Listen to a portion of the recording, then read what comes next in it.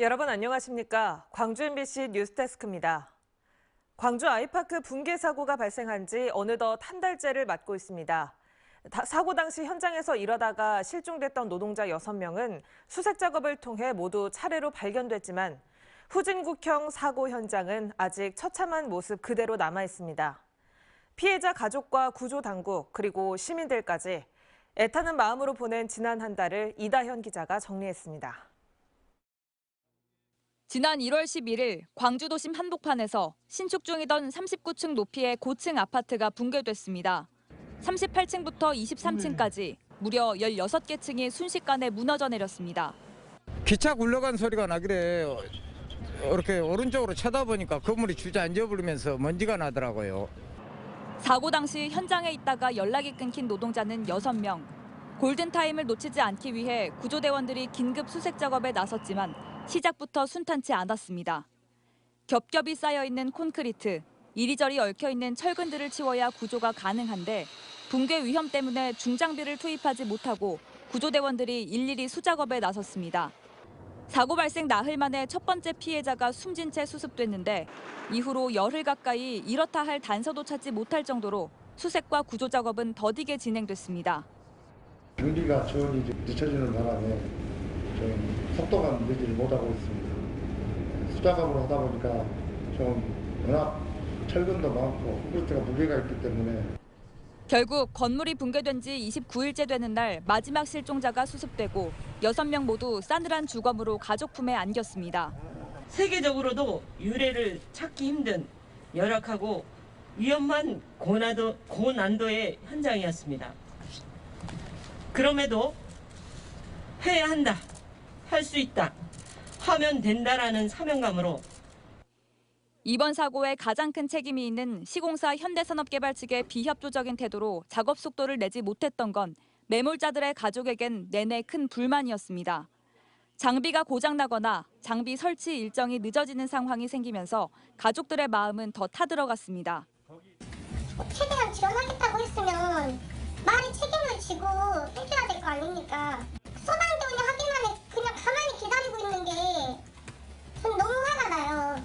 붕괴 참사가 완전히 수습되기까지 얼마나 더 긴 시간이 필요할지 가늠도 어렵기에 지켜보는 시민들도 안타까움과 분통을 터뜨립니다. 모든 게 다 좋아진 세상인데 사람 찾는데도 그렇게 오래 걸린 것도 믿을 수 없는 일인 것 같고 진짜 너무하는 것 같아. 좀 제대로 좀 지어주지. 2022년 대한민국에서 벌어진 후진국형 참사에 전국민적 공문과 책임자 처벌을 요구하는 목소리도 거세지고 있습니다. MBC 뉴스 이다현입니다. 붕괴 사고 실종자 6명에 대한 수습은 마무리됐지만 아직 해야 할 일이 많습니다. 실종자 구조 수색을 위해 그동안 더디게 진행됐던 붕괴 사고의 원인 조사와 붕괴 건물 철거 등이 본격화될 전망입니다. 우종훈 기자가 취재했습니다. 붕괴 사고 30일째인 오늘 국토교통부 사고조사위원회와 경찰 수사본부가 붕괴 건물에 대한 본격적인 현장 감식에 나섰습니다.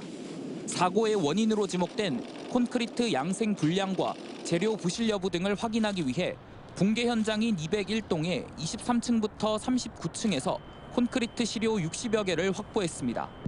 경찰은 또 실종자 수습을 위해 최소화했던 현대산업개발 관계자 소환에도 속도를 내겠다고 밝혔습니다. 사고 책임자를 명백히 가려내어 한 명도 빠짐없이 합당한 처벌을 받아야 한다는 각오로 수사에 임하도록 하겠습니다. 붕괴 건물을 철거하기 위한 논의도 본격화되고 있습니다.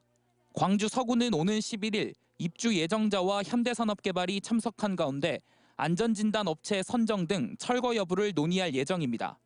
추가 붕괴 우려가 있는 남측 외벽과 좌우 붕괴면이 우선 철거 대상이지만 201동은 전체 철거를 피할 수 없을 것으로 보입니다. 안전진단 결과에 따라서는 201동 외에 나머지 7개 동의 철거 가능성도 배제할 수 없습니다. 입주 예정자들 역시 붕괴 건물뿐만 아니라 8개 동 전체를 철거하고 다시 지을 것을 요구하고 있습니다. 같은 공법, 같은 설계, 같은 자재로 건물을 올렸는데 201동만 부실 시공이냐 그렇게 판단을 안 하고 있습니다. 이 경우 아파트 골조 공사가 완공 단계에 접어든 상황이어서 철거 후 재시공까지 최대 4년, 비용도 수천억 원이 들어갈 걸로 예상됩니다. MBC 뉴스 우종훈입니다. 정부에서 노바백스 백신을 출하하기 시작했습니다. 노바백스는 유효성과 안정성을 갖췄다고 평가되고 있어 그동안 코로나 백신 부작용 우려 때문에 접종을 꺼려왔던 시민들의 백신 접종률을 향상시킬 것으로 기대되고 있습니다. 광주에서도 다음 주부터는 노바백스를 맞을 수 있을 것으로 보입니다. 송정근 기자입니다. 회사원 A씨는 코로나 사태가 시작된 이후 코로나 백신을 단 한 차례도 접종하지 않았습니다. 자료 검색도 해보고 백신을 맞고 아팠다는 지인들의 말을 들으면서 백신에 대한 불신이 커졌다는 겁니다. 자녀는 물론 부인에게도 백신 접종을 만류했습니다. 실제로 제 주위에도 보면 응급실 갔다 왔다는 사람들도 일명자 얘기 들었고 실제로 그런 사람들이 이제 있으면서부터 백신에 대해서 약간 너무 좀 부작용이 심각하다 이제 그 생각을 많이 했고. 광주에서 A씨처럼 백신을 접종하지 않은 시민은 5만 4천여 명으로 접종 대상자의 4%가량입니다. 전국 평균인 5%보다 미접종률이 낮은 편이지만 결코 무시할 수 없는 숫자입니다. 정부에서는 이렇게 백신 접종을 하지 않은 시민들의 백신 접종률을 높이기 위해 노바백스 백신을 도입했습니다. 아스트라제네카, 화이자 등에 이어 5번째로 도입되는 백신으로 B형 간염 백신 등 여러 백신 개발에 사용된 방식으로 개발돼 유효성과 안전성을 갖췄다고 평가되고 있습니다. 때문에 미접종자들의 백신 접종이 증가할 수 있다는 전망이 나오고 있습니다. 중증 사망 위험이 높은 미접종자와 특히 60세 이상 고령층의 감염을 최소화하는 데 오미크론 대응에 성패가 달려 있다고 보고 있습니다. 광주에서는 다음 주 14일부터 노바백스 접종이 시작됩니다. 5개 보건소와 20개의 병원과 의원에서 접종을 시작하고 정부에서 지급하는 정확한 물량은 이번 주 금요일 확정될 예정입니다.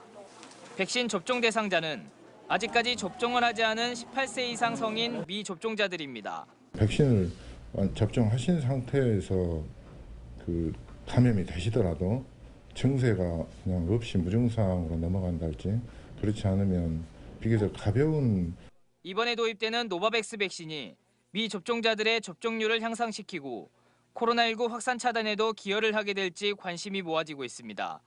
MBC 뉴스 송정근입니다. 이낙연 전 더불어민주당 대표가 이재명 후보의 총괄 선대위원장을 맡음에 따라 정체된 호남 민심에 어떤 영향을 미칠지 주목됩니다. 국가비전 국민통합위원장으로 대선을 측면에서 지원해왔던 이 전 대표는 오늘 오전 선대위 회의부터 총괄 선대위원장으로 본격적인 지원 활동을 시작했습니다. 민주당은 공식 선거운동 개시를 일주일 앞두고 이 전 대표가 전면에 나서면서 호남 표심 결집 등 내부 결속을 다지는 동시에 중도층을 공략하는 데도 효과가 있을 것으로 기대하고 있습니다. 윤석열 국민의힘 대선 후보가 이번 주말 호남을 방문합니다. 윤석열 후보는 오는 12일부터 이틀 동안 무궁화호 열차를 타고 전남 전북 지역 8개 도시를 돌며 지역민들을 만날 예정입니다. 이번 일정에는 이준석 국민의힘 대표가 동행할 예정인 가운데 이 대표는 윤 후보의 호남 지역 득표율 목표치를 25%로 올리겠다고 밝혔습니다. 어제 낮 1시 50분쯤 영암군 대불산단에서 선박 구성품 제조업체 노동자인 48살 A씨가 선박 구조물 사이에 다리가 끼어 중상을 입었습니다.